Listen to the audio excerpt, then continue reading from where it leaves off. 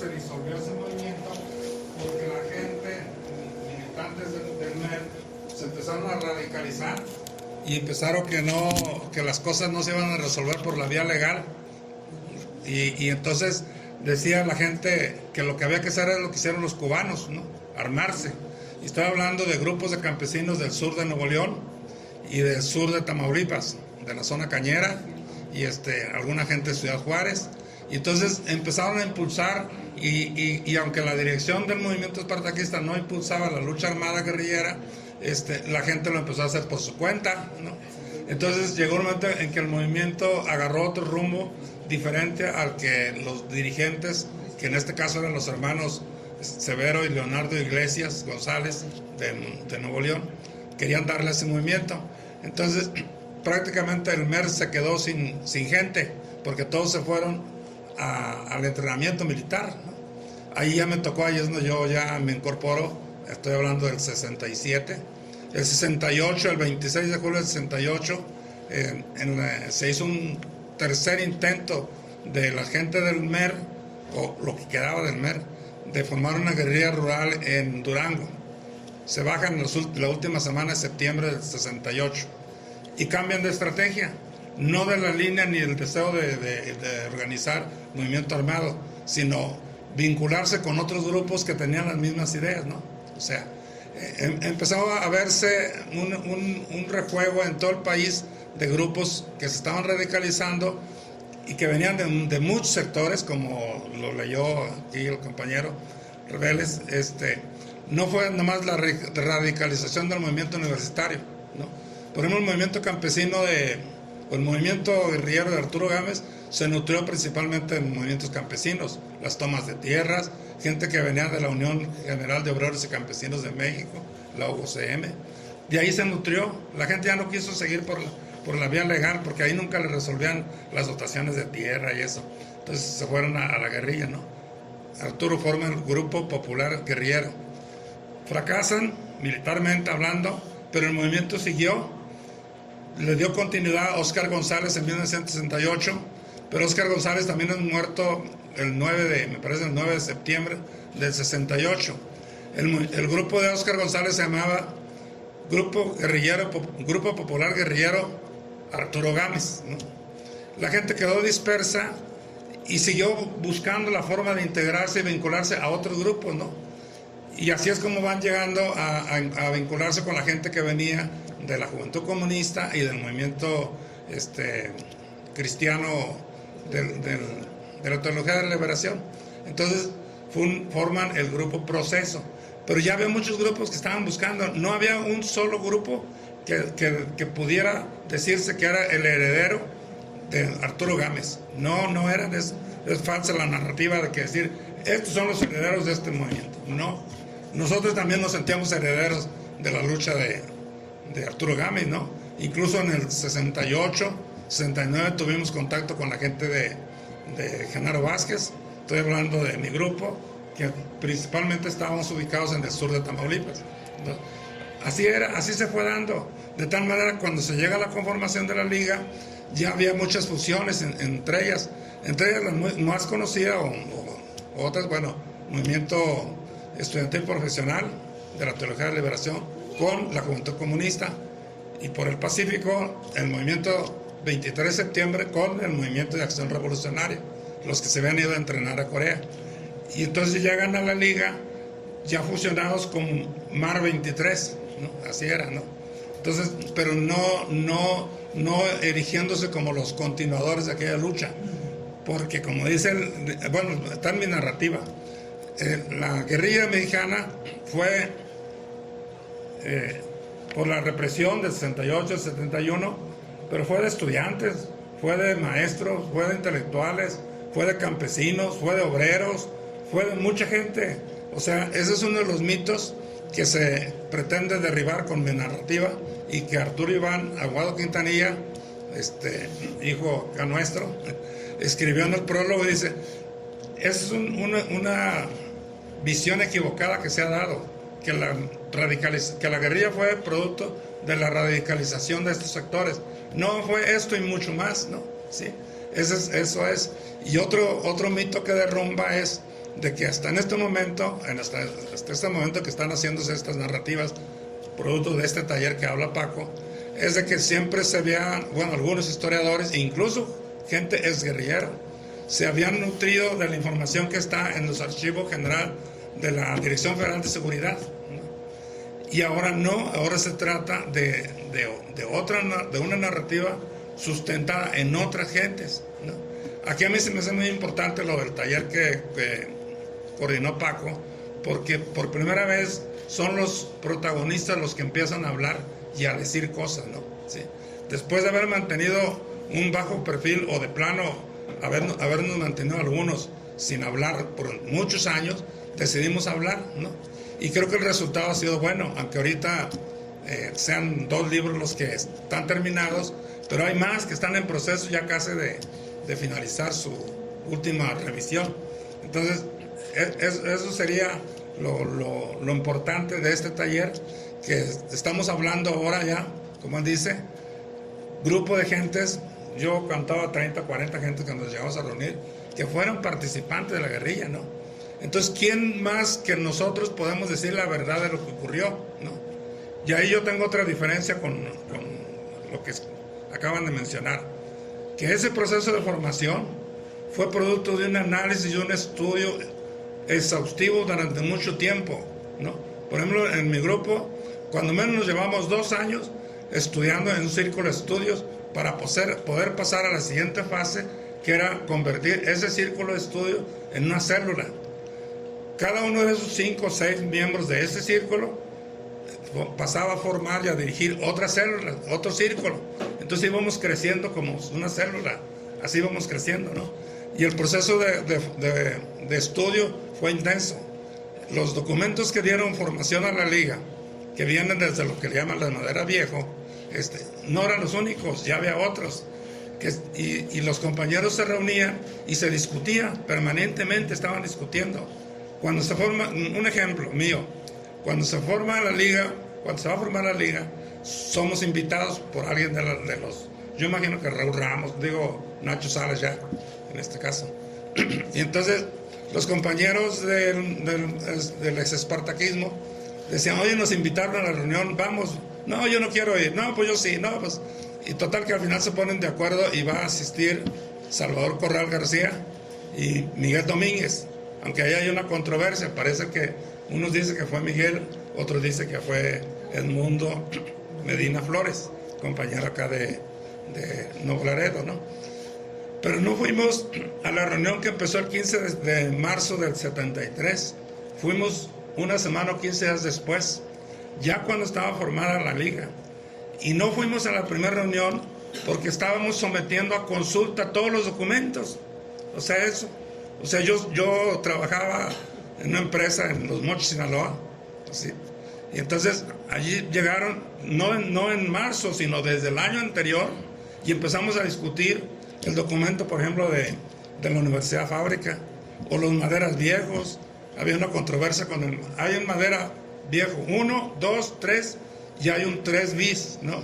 Entonces el 3 bis tiene una tendencia más militarista, pero es cuestión de meterse a leerlo, ¿no? Bueno, eso discutíamos, ¿no? De tal manera que cuando dijimos sí le entramos a la liga, fue porque estábamos convencidos y ese convencimiento fortalecía nuestra convicción de querer participar en la revolución, ¿no? O sea, eso fue clarísimo, ¿no?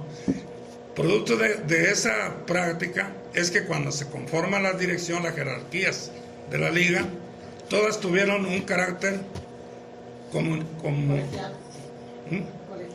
colegiado, una dirección colegiada. Por ejemplo, reconocíamos todos a Nacho Salas Obregón como el máximo representante, pero él resultó el coordinador principal de una reunión de la coordinadora nacional, porque de la reunión que hubo en marzo del 7-3 sale una coordinadora nacional. Esa coordinadora nacional es el máximo órgano de dirección de la liga, no era Nacho Salas, ¿no? Tampoco era el buró político.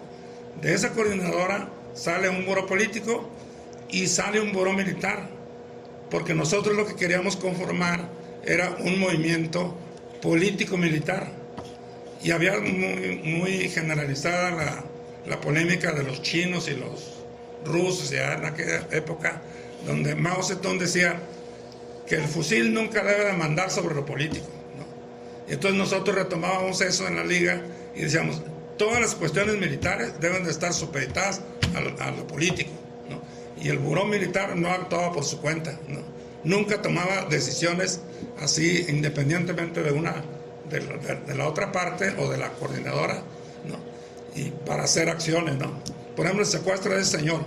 Ese secuestro fue la consigna, salió desde julio del 7-3, que fue la segunda reunión nacional.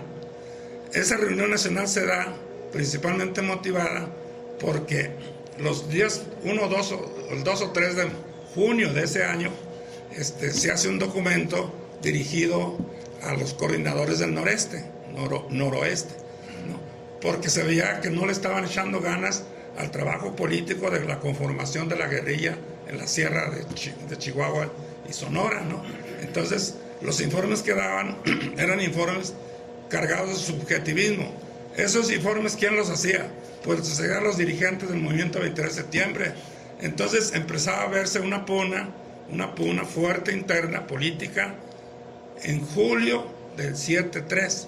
En julio, el 15 de julio del 7-3, se hace esa segunda reunión nacional y de ahí es donde salen varias consignas, como es, por ejemplo, hacer acciones, impulsar las acciones militares, la propaganda, la publicidad, los correos, la propaganda, y hacer acciones que después, en noviembre de ese año, se le dio el nombre de Jornadas Nacionales de Agitación y Propaganda, o también otras decían Jornadas Nacionales de Agitación y Combate. Bueno, pues de ahí salió la última semana de noviembre, por ahí Camilo me puede decir, primer ensayo de una insurrección obrera, campesina, estudiantil en Sinaloa, ¿no? Pero al mismo tiempo la consigna llegaba a la sierra.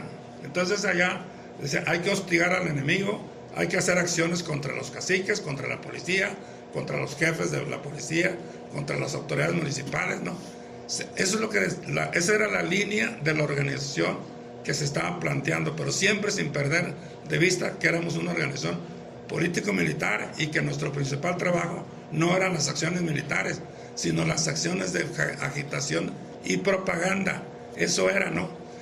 Y entonces así es como llega la consigna ya, pero no fue decisión de una persona, ¿no?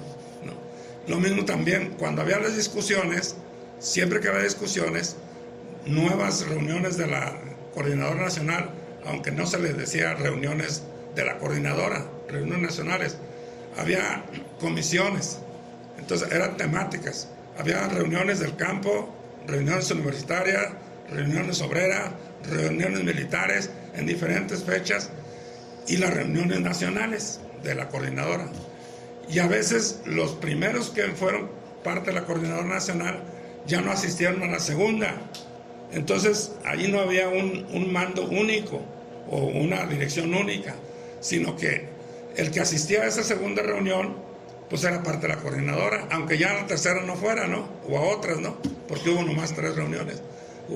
Venía otra gente. ¿Y por qué venían?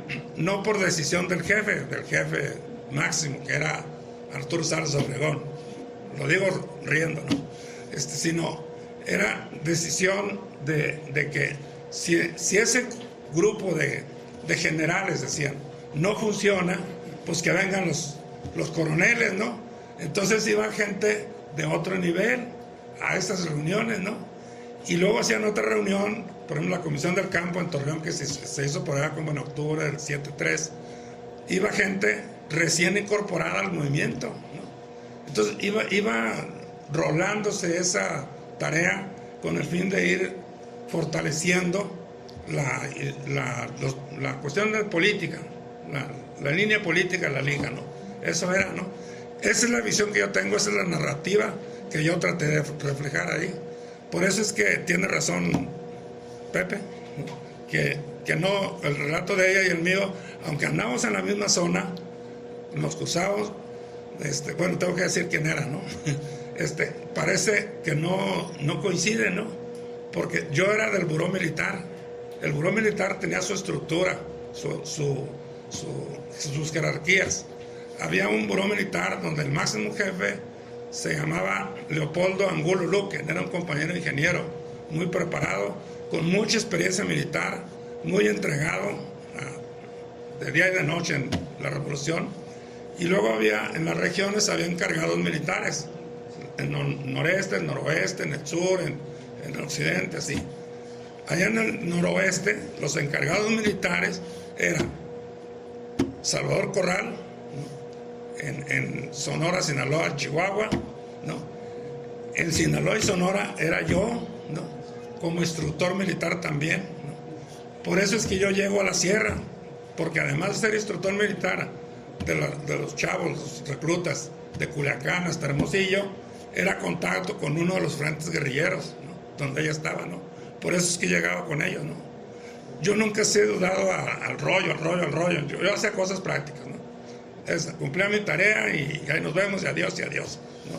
Entonces, así lo traté de plasmar en mi libro, ¿no? Sí, que fueron de una manera sencilla, amena, ¿no? Mi